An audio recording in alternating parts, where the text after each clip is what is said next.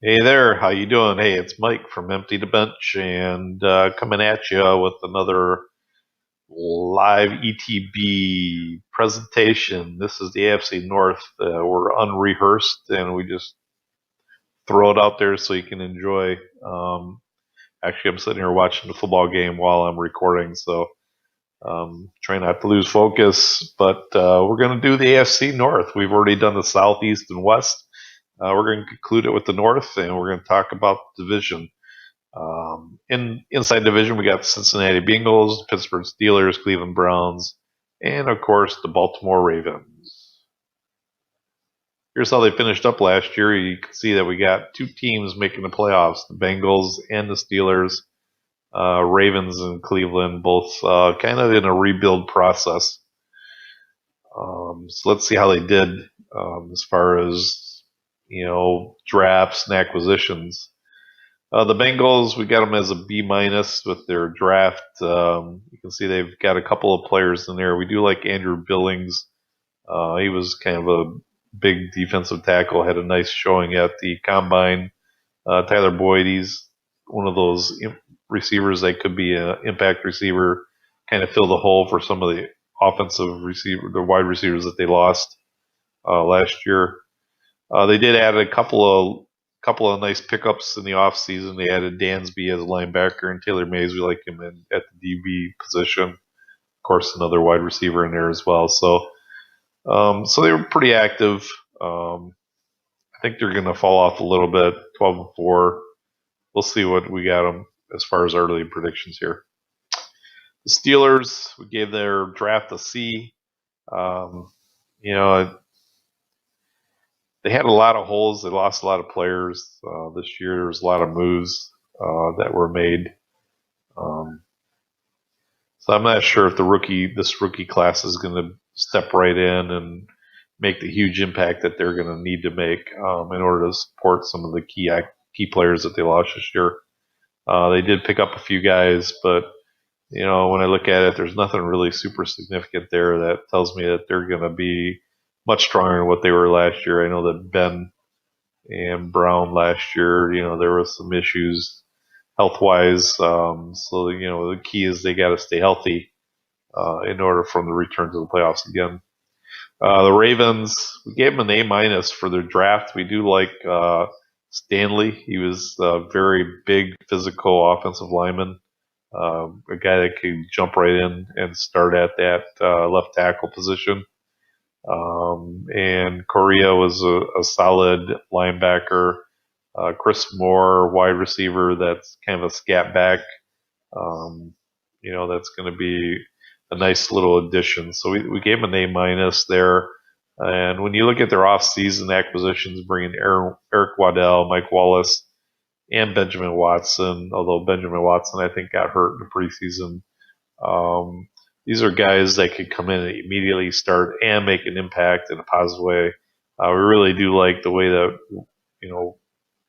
that Eric will impact that defense from that safety position. That it's they haven't had that dominant safety since Ed Reed's retired, and this kind of gives them that veteran that can play out there and pick passes off and play a solid safety position. So we like the addition to him.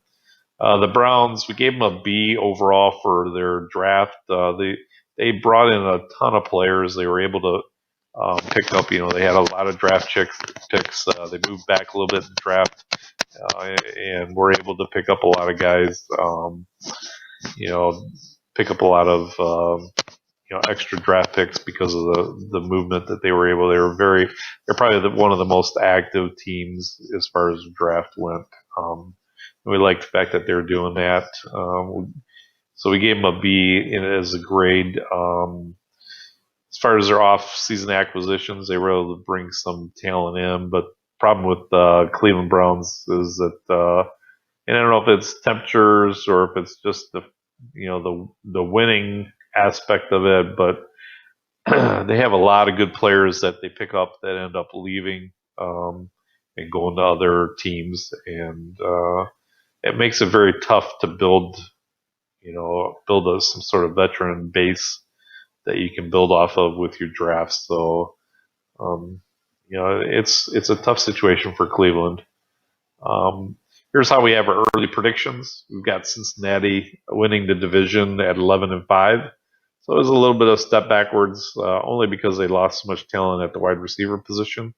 They have two solid starting quarterbacks, so that's a very positive. Even if one gets hurt, they've got somebody who can step in and immediately start, and you won't have any drop in place. So we give them 11-5. We do have Pittsburgh sneaking in at 10-6. We like Big Ben that much. He's so durable, and he has been durable over the years. When you team him up with Antonio Brown, it's just tough. It's a tough combination, and then you throw a really nice back in Bell there. The offense is pretty solid. The Ravens, we show them at 9-7.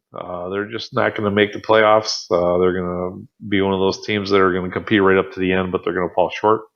And then, of course, the Browns, we got them at 3-13 again. We like the fact that RG3 is going to be there.